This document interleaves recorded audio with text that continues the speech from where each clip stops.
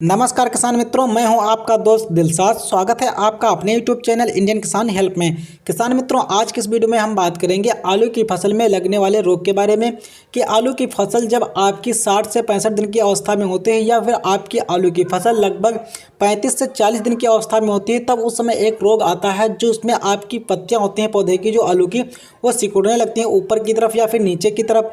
या फिर कभी कभी क्या होता है कि आपकी फसल के जो पौधे होते हैं वो आपस में गुंजटे टाइप के दिखाई देते हैं, जिससे आपकी फसल देखने में भी काफ़ी ख़राब लगती है और उसमें उत्पादन में भी काफ़ी कमी आ जाती है। तो इसके निवारण के लिए हमें क्या करना चाहिए या किन किन कारणों से यह रोग आता है, इसके निवारण के लिए हमें कौन सी दवा का प्रयोग करना चाहिए, कितनी कितनी मात्रा में करनी चाहिए, इनका प्राइस क्या रहेगा और इनसे जो है कितने दिनों में हमें रिजल्ट मिलने वाला है, ए टू जेड जानकारी आपको इस वीडियो में मिलने वाली है। इसलिए आप वीडियो को शुरू से अंत तक पूरा जरूर देखें। वीडियो पर यदि आप हमारे चैनल पर नए हैं तो आप हमारे चैनल इंडियन किसान हेल्प को सब्सक्राइब अवश्य कर लें, ताकि आपको ऐसी खेती संबंधित जानकारी यूट्यूब पर सबसे पहले मिलती रहे। सबसे पहले हम बात करते हैं कि यदि आपकी फसल में पत्तियां मुड़ रही हैं, यानी कि पत्ता मरोड़ रोग आपकी फसल में किन किन कारणों से आता है। तो इसमें आपके फसल में दो कारणों से ये रोग आ सकता है। या तो आपकी फसल में रस चूसक कीटों का अधिक प्रकोप हो जाता है, तब ये रोग आता है। उस कंडीशन में आपकी जो फसल की पत्तियां होती हैं, आलू की पत्तियां जो है ऊपर की तरफ मुड़ने लगती हैं या फिर सिकुड़ने लगती हैं।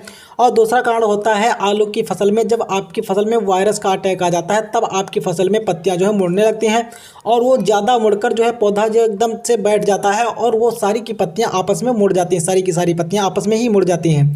तो ये दो कारण आपके मुख्य हो गए हैं। इसके अलावा जो है आपकी फसल में फंगस का भी थोड़ा बहुत अटैक आता है, तब आपकी फसल की पत्तियां जो है वो मुड़ने लगती हैं। तो इसके निवारण के लिए आपको करना क्या है, ये आप कृपया ध्यान दीजिए कि यदि आपकी फसल में पत्तियां सिर्फ थोड़ी सी मुड़ रही हैं तो फर्स्ट स्टेज पे, यानी कि शुरुआती स्टेज पे सिर्फ आपकी फसल में कीटों का प्रकोप होता है, तभी आपकी पत्तियां मुड़ने लगती हैं। यदि आप उनका समय से निवारण नहीं करते, यानी कि उस टाइम आप दवा का प्रयोग नहीं करते हैं, तो आपकी फसल में जो है वायरस जनित बीमारी आ जाती है। यानी कि उस टाइम जो है आपकी फसल में जो बीजाणु होते हैं, यानी कि जो जीवाणु होते हैं, वही आपकी फसल में वायरस के जो बीजाणु लाकर प्रवेश कर देते हैं आपकी फसल में, और आपकी फसल वायरस से रोगग्रस्त हो जाती है, जिसके कारण आपकी फसल में ये रोग काफ़ी मात्रा में बढ़ जाता है। और उस कंडीशन में इस रोग का निवारण करना, यानी कि इस रोग को ठीक करना आपके बस में नहीं होता। उस समय आपकी फसल जो है बहुत ज़्यादा खराब हो जाती है और आपके उत्पादन में काफ़ी कमी आ जाती है। तो जब आपको शुरुआती लक्षण दिखें, यानी कि आपकी फसल की पत्तियां जब थोड़ा थोड़ा मुड़ने लगें, तो उस कंडीशन में आपको क्या करना है। तो सबसे पहले आपको अपनी फसल में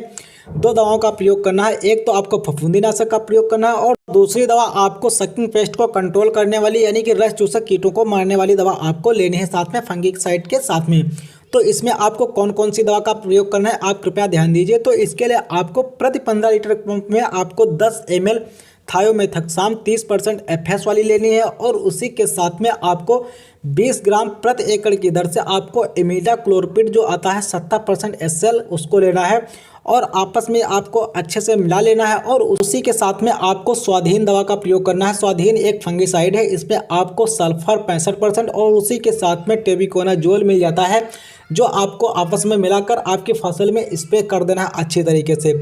इस दवा का यदि आप प्रयोग करते हैं अपनी फसल में, तो आपकी फसल में जो रस चूसक कीट होते हैं वो भी खत्म हो जाते हैं और जो फंगस के कारण थोड़े बहुत रोग लगने वाले होते हैं वो भी खत्म हो जाते हैं, जिसके कारण और आपकी फसल में जो है सल्फर की भी पूर्ति हो जाती है। जो सल्फर है आपके फसल में फंगिसाइड का भी काम करती है और जो वायरस होते हैं उनको भी थोड़ा बहुत मारने का काम करती है। इसके अलावा आपकी फसल में जो है खाद का भी सल्फर काम करती है। इसलिए ये जो टेबिकोनाजोल और प्लस सल्फर का जो कॉम्बिनेशन आता है, ये आपके आलू की फसल के लिए काफ़ी बेस्ट होता है। इसलिए आप जब इन दवाओं का प्रयोग करें, यानी कि आप जो इमिडा का प्रयोग करें और उसी के साथ में आप थायोमेथक्साम का जब प्रयोग करें, तो उसी के साथ में आपको ये लेना है कि ये जो सल्फर और टेबिकोनाजोल वाला जो कॉम्बिनेशन आता है, ये आपको स्वाधीन एक्सेल की जो आती है उसमें मिल जाएगा, या फिर यूके क्रॉप साइंस की आपको नेक्सा के नाम से दवा आती है, उसमें भी यही सेम टेक्निकल देखने को मिल जाएगा। तो इनमें से आपको जो मार्केट में आसानी से मिल जाए उनका आप प्रयोग कर सकते हैं। तो आप इन तीनों दवाओं को आपस में घोल बना के अपनी फसल में स्प्रे कर दीजिए और आपकी फसल जो है बहुत ही जल्दी रिकवर हो जाएगी, यदि आपकी फसल में शुरुआती लक्षण दिख रहे हैं। तो बात करें अगर हम इनके प्राइस का, तो आपको 100 ml का पैक इमिडा का जो है आपको लगभग 150 रुपये के आसपास मिल जाएगा और वहीं थायोमेथक्साम का भी 100 ml का पैक आपको लगभग मार्केट में 140 से 160 रुपये के आसपास मिल जाएगा। और जो आपको नेक्सा या फिर स्वाधीन का पैक है, मार्केट में आधा किलो का पैक आपको लगभग 400 से 450 रुपए के आसपास मिल जाएगा। तो आप इन तीनों दवाओं को मिलाकर आप अपनी फसल में स्प्रे कर सकते हैं। इसके अलावा अगर आपकी फसल में बहुत ही ज़्यादा मात्रा में रोग लग गया है और आपकी फसल की जो पत्तियां होती हैं यानी कि आलू की पत्तियां हैं वो आपस में बहुत ही ज़्यादा मात्रा में जो है मिलकर आपस में बिंद गई हैं, या फिर आपका पौधा जो है बिल्कुल गुंजट गया है और वो आप जल्दी से चल नहीं रहा है, तो उस कंडीशन में आपको क्या लेना है, उस कंडीशन में आपको जो है डाइफेंथ्रॉन लेना है आपको 20 ग्राम प्रति टंकी के हिसाब से। और उसी के साथ में आपको जो है ये आगाज के नाम से आपको मार्केट में मिल जाएगा, अदामा कंपनी का आता है, या फिर आप जो है सिजेंटा कंपनी का पेगासस के नाम से मिल जाएगा, उसमें भी डाइफेंथ्रॉन होता है, उसका आप यूज कर सकते हैं। और आपको डाइफेंथ्रॉन के साथ में कॉपर ऑक्सीक्लोराइड का प्रयोग करना है, जिसे आप सीओसी के नाम से भी जानते हैं। इसकी मात्रा आपको लेनी है प्रति पंप के हिसाब से आपको 30 ग्राम लेना है। आपको प्रति पंप में 20 ग्राम पेगासस और 30 ग्राम जो है आपको कॉपर ऑक्सीक्लोराइड जो आती है दवा उसको लेना है। ये आपको सिजेंटा की ब्लू कॉपर के नाम से देखने को मिल जाएगी मार्केट में। बात करें अगर हम इसके प्राइस की, तो आपको ब्लू कॉपर का जो आधा किलोग्राम का पैक है वो मार्केट में आपको लगभग 350 रुपये के आसपास मिल जाएगा। और वहीं जो पेगासस का 20 ग्राम का पैक है वो मार्केट में आपको 50 से 60 रुपये के आसपास मिल जाएगा। तो आप जब अधिक मात्रा में रोग लग जाए तो आप इन दवाओं का प्रयोग कर सकते हैं। इन दोनों दवाओं को आपस में मिक्स करके आप अपनी फसल में स्प्रे कर दें तो आपकी फसल जो है काफ़ी नुकसान से बच सकती है।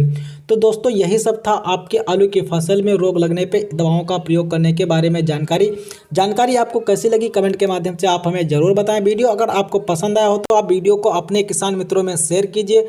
और अगर आप हमारे चैनल पर नए हैं तो आप हमारे चैनल इंडियन किसान हेल्प को सब्सक्राइब अवश्य कर लीजिए, ताकि आपको ऐसी खेती संबंधित जानकारी समय समय पर मिलती रहे। तब तक के लिए दीजिए हमें इजाज़त, फिर मिलते हैं एक नेक्स्ट वीडियो में एक नए टॉपिक के साथ। धन्यवाद।